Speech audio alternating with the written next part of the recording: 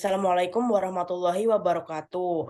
Perkenalkan, eh, berikut kami akan menyampaikan hasil diskusi dari kelompok kami yang berjudul tentang eh, eh, analisis film Pengabdi Setan 2017 berdasarkan teori sinematografi Blind Brown yang beranggotakan saya sendiri Pramesti Dila Rahmawati dengan NIM 2483. Saya Nadira Dia Sayo Safa dengan NIM 21962534. Dengan saya Kristiawan Sugiarto dengan NIM 21962518. Next.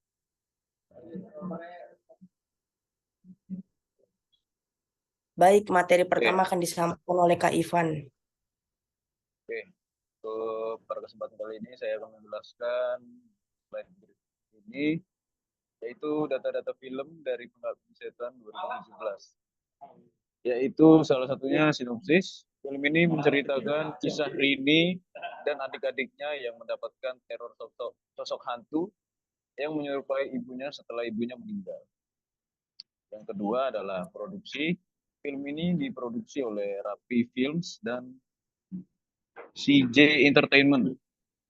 Dan berikutnya adalah penata suara dan musik, yaitu penata musik dan suara untuk film ini adalah Agi Narotama, Tony Mary, dan Baby Bambigus. Penata suara yang terlibat adalah Hikmawan Santosa. Yang berikutnya adalah sinematografer, yaitu sinematografer untuk film ini adalah Ical Tanjung. Dan yang terakhir adalah penyunting. Penyunting di film ini adalah Arifin Chun. Next.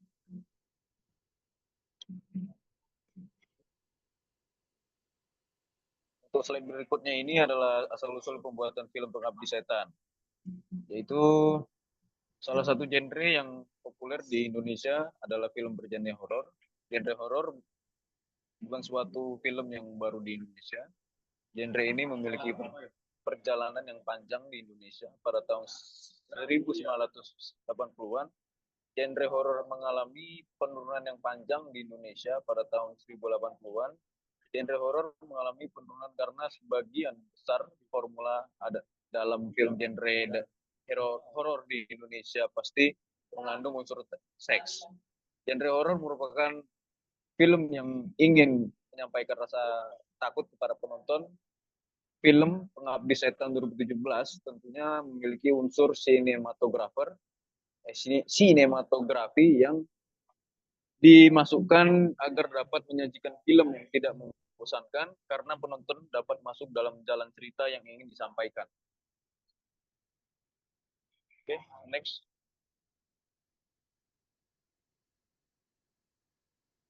Nah, untuk slide yang berikutnya ini adalah alasan memilih film Pengabdi Setan 2017. Kami memilih film Pengabdi Setan karena kami menemukan beberapa alasan yang membuat film ini menarik bagi kami, yaitu satu, film horor daur ulang. Film ini merupakan reboot dari film horor Indonesia tahun 1982 yang sukses dan meraih prestasi box office pada masa lalu. Yang kedua, teknik penataan. Joko Anwar, sutradara film ini, menggunakan praktik efek dan makeup untuk menciptakan efek seram yang lebih nyata tanpa mengandalkan teknologi CGI. Yang ketiga adalah pemilihan pemain. Proses pemilihan pemain yang selektif dan keseriusan Joko Anwar dalam memilih pemain yang tepat untuk mewakili karakter dari versi aslinya. Yang terakhir adalah kisah menarik. Film menceritakan kisah tentang keluarga miskin yang berduka setelah ibu meninggal dan teror sosok hantu yang menyerupai ibunya yang membuat film ini menarik bagi penonton. Oke. Selanjutnya akan dibacakan oleh siapa?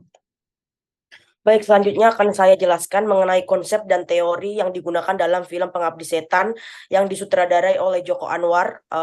Film ini menggunakan teknik atau konsep the frame Lighting and Color Movement pada film Pengabdi Setan 2017 menggunakan teori sinematografi Blindborn dan 8 scene ditinjau dari perkembangan cerita film Pengabdi Setan pada sebelumnya sebelum di remake oleh Joko Anwar.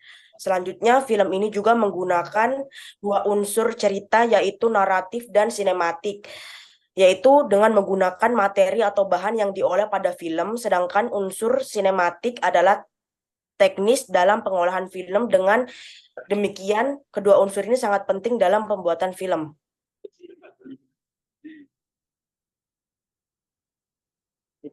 Oke. Selanjutnya ada analisis film dari kemudian. Yang pertama ada latar tempat dari rumah Rini dan pengenalan anggota keluarga. Scene ini menunjukkan tempat tinggal Rini yang jauh dari kota atau di pedesaan. Anggota keluarga Rini termasuk nenek, Bondi, Ian, Tony, bapak, dan ibu muncul dalam scene ini. Dalam scene ini menggunakan jenis pengambilan gambar long shot. Objek manusia dari kepala hingga kaki terlihat dengan latar tempat tetap terlihat sehingga seimbang di dalam frame. Pemilihan pencahayaan backlight untuk adegan nenek yang sedang menjahit dan tempat di depan jendela rumah menunjukkan bahwa adegan tersebut terjadi di siang hari. Selain itu, Keylight juga digunakan pada scene ini untuk menciptakan suasana siang hari karena ada pintu yang terbuka di sisi kiri nenek. Benda-benda kuno seperti kursi, lampu, motif dinding rumah, dan pakaian terlihat seperti tahun 1980-an. Karena latar waktu pada film Pengabdi Setan ini adalah pada tahun 1981. Adegan ini memiliki kesan vintage karena warna yang coklat ditambah saturasi warna dan kontras diturunkan. Pada scene ini, gerakan kamera dengan zoom in memengaruhi perspektif seperti pengenalan keluarga Mawarni, suasana ruang yang mana nenek menjahit baju dan lainnya, dan Bondi bermain luar tangga.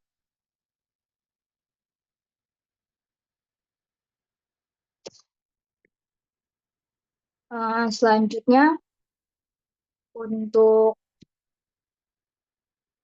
Rini dan Hendra pergi menemui Budiman Syailendra untuk memberikan hubungan antara objek dan latar tempat kepada penonton. Pengambilan gambar secara estabilis pada adegan Rini bertemu dengan Budiman di rusun yang sesuai dengan alamat yang tertulis pada surat peninggalan nenek yang belum sempat dikirim karena ada celah di antara lantai rusun. Adegan ini diambil menggunakan sudut wide shot karena terlihat Rini dan Hendra menaiki tangga rusun. Kamera dengan high angle dapat memperjelas latar belakang dan menambah kesan horor karena rusun tersebut sudah tua dan objek menuju lantai atas, menimbulkan pertanyaan kepada penonton apakah ada kejadian menakutkan atau tidak. Pada adegan ini, Topper digunakan untuk memberikan situasi yang menegangkan, karena tokoh pertama kali muncul dan memberikan kesan cahaya matahari yang masuk dari tengah rusun yang gelap dan kumuh. Warna kecoklatan mendominasi gambar adegan ini karena disesuaikan dengan cerita yang ingin disampaikan, yaitu rusun untuk masyarakat bawah yang sederhana dan bangunan tua. Pada adegan ini, pergerakan kamera still digunakan untuk memberikan informasi tentang latar tempat karena elemen sinematografi telah digunakan sebelumnya. Pergerakan kamera still menegaskan bahwa tokoh memasuki tempat baru dan mencari jawaban atas teror yang mereka alami.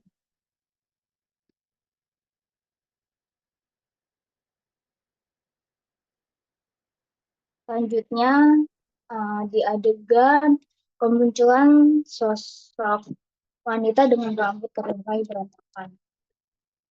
Adegan ini menampilkan jari panjang yang mengerikan, yang merupakan salah satu yang paling mengerikan yang dapat dilihat di frame. Ditampilkan dengan full shot, adegan ini menampilkan sosok wanita dengan rambut terurai yang diam di ruangan tersebut saat ia membuka pintu. Selain itu, adegan di mana makhluk tersebut berusaha membuka pintu pengambilan gambar dengan ekstrim close up digunakan untuk membuat penonton ketakutan karena tangannya perlahan membuka pintu dan mencoba keluar dari ruangan. Selain itu, adegan di mana Ian berusaha kabur dengan menggunakan teknik pengambilan gambar medium close up meningkatkan ketakutan Ian karena penonton dapat melihat ekspresi ketakutan karakter dari jarak yang dekat. Pencahayaan loke pada adegan ini adalah untuk memberikan efek yang suram dan misterius.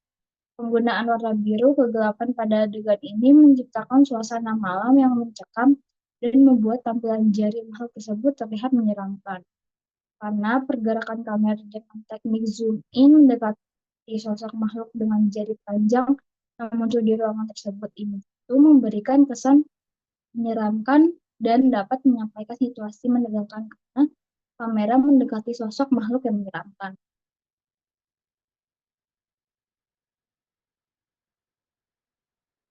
Selanjutnya, di scene gambar ibu yang mengerikan pada mainan bonding.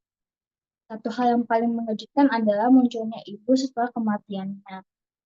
Tempat objek ibu berdiri di tengah adegan dengan latar gelap di sekitarnya menambah kesan menakutkan. Selain tegasnya adegan ini, full shot tubuh ibu dengan latar belakang hitam yang dominan memberikan kesan bahwa ibu telah tiba atau ingin menyebarkan teror.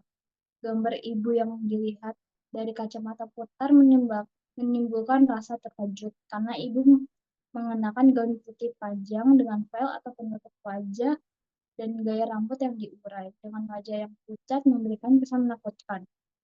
Fokus perhatian tertuju pada karakter dengan warna gaun ibu putih dan latar hitam ini. Latar hitam sering dikaitkan dengan duka, kesedihan, ketakutan, dan kematian. Pemilihan pencahayaan topper pada adegan ini dapat meningkatkan penegasan kemunculan ibu karena soft light dan latar tempat di dalam ruangan yang gelap membuat objek ibu terlihat lebih dramatis. Adegan ini memberikan makna karena Bondi hanya melihat gambar dari kacamata putarnya dan ibu hanya muncul selama 2 detik, sehingga tidak memiliki pergerakan kamera. Namun meskipun tidak menggunakan pergerakan kamera atau still, adegan ini tetap memberikan kesan menakutkan, horor, dan teror ibu yang telah dimulai.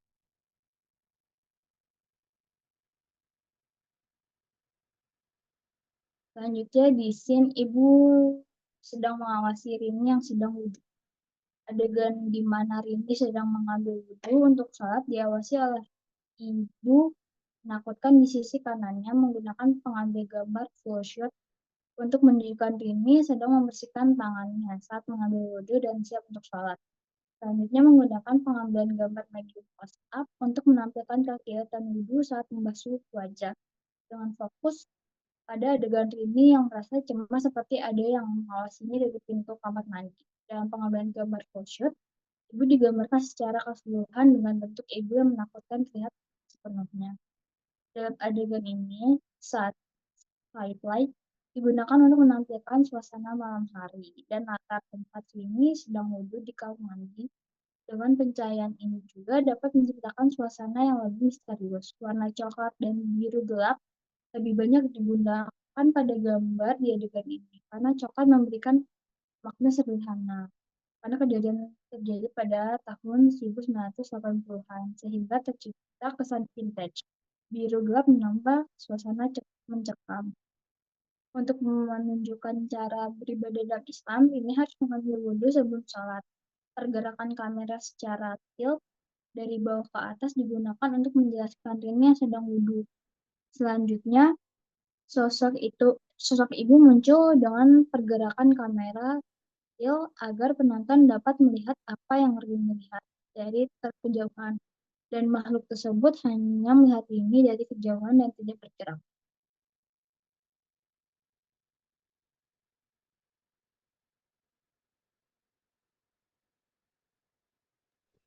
Baik, selanjutnya ada adegan ibu mengganggu Rini saat sedang sholat, yaitu adegan ini Rini sedang sholat merupakan adegan yang sangat menyeramkan karena kegiatan tersebut sering dilakukan oleh sebagian umat beragama Islam. Pengambilan gambar ini juga digunakan menggunakan teknik medium close up, yaitu memberikan penjelasan jarak jauh antara Rini dan sosok hantu tersebut yang cukup dekat dan menambah kesan menegangkan karena dengan jarak yang dekat sosok hantu tersebut mendekati Rini di dalam kain mukena.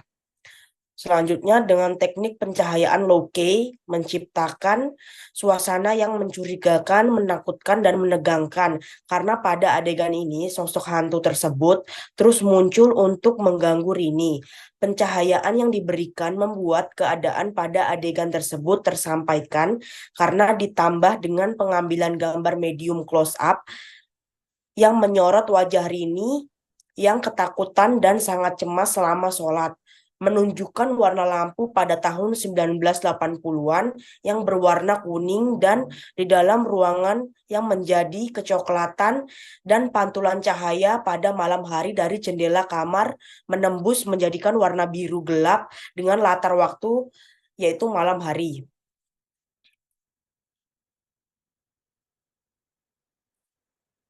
Selanjutnya ada scene pengambilan Ian oleh mayat-mayat hidup. Yaitu pengambilan gambar tersebut ada pada adegan Ian diambil oleh mayat-mayat yang diberikan wide atau shoot untuk memperlihatkan keseluruhan banyaknya mayat-mayat yang datang mengepung rumah Rini dengan latar tempat perhutanan. Pengambilan gambar secara wide shoot tepat pada adegan ini sehingga kesan suasana mencekam terasa pada adegan ini. Pencahayaan low key terlihat pada adegan ini sebagian sinar pada malam hari. Penggunaan teknik pencahayaan ini memberikan kesan mencekam karena banyaknya mayat-mayat datang menjemput Ian. Pergerakan kamera still dipakai pada adegan ini untuk memfokuskan kemunculan mayat-mayat yang berdiri menjemput Ian dan menakutkan sehingga menyampaikan suasana menegangkan pada penonton. Selanjutnya ada adegan kehidupan Rini setelah pengambilan Ian. Ya ini di mana diteror mayat hidup, kehidupan Rini pun dan keluarga dirusun menggunakan pengambilan gambar secara established shoot digunakan untuk memberikan hubungan latar tempat baru yaitu susun dan objeknya yaitu Rini dan keluarga. Selanjutnya pengambilan full shoot saat di dalam rumah susun Rini bersama keluarga yang sedang makan siang. Selanjutnya, teknik pengambilan gambar ini digunakan untuk dapat mengenalkan suasana baru Rini dan keluarganya. Suasana baru ini juga sebagai sebuah transisi babak baru di hidup Rini dan keluarga Rini setelah diteror yang mengerikan sebelumnya. Pencahayaan yang digunakan pada adegan ini menggunakan soft light untuk mengurangi bayangan yang berlebihan dan menggambarkan latar pada adegan tersebut, yaitu siang, karena cahaya yang masuk pada jendela rumah susun dan tidak berlebihan karena menggunakan teknik pencahayaan soft light. Perubahan warna pada adegan ini tidak begitu berlebihan karena transisi waktu pada adegan ini hanya setahun yang artinya masih di tahun 1980-an. Selanjutnya ada kesimpulan, yaitu pada film Pengabdi Setan 2017, jarak pengambilan gambar yang sering digunakan adalah wide shot, full shot, medium close up, dan extreme close up. Selain itu warna dan warna biru dan kecoklatan dipilih untuk sepanjang film. Dan pergerakan kamera yang digunakan adalah zoom in, panning, tilt, dan still. Pengabdi Setan 2017 memiliki sinematografi yang baik karena suasana menyeramkan dan mencekam dapat diciptakan dan disampaikan dengan baik kepada penonton. Teknik sinematografi yang digunakan dalam Pengabdi Setan 2017 ini membuktikan bahwa film Indonesia telah bangkit dari kesan film horor tahun 90-an yang masih menggunakan elemen dewasa dalam alur ceritanya. Film luar seperti The Conjuring juga menggunakan teknik ini yang menjadikan film horor yang sukses di seluruh dunia.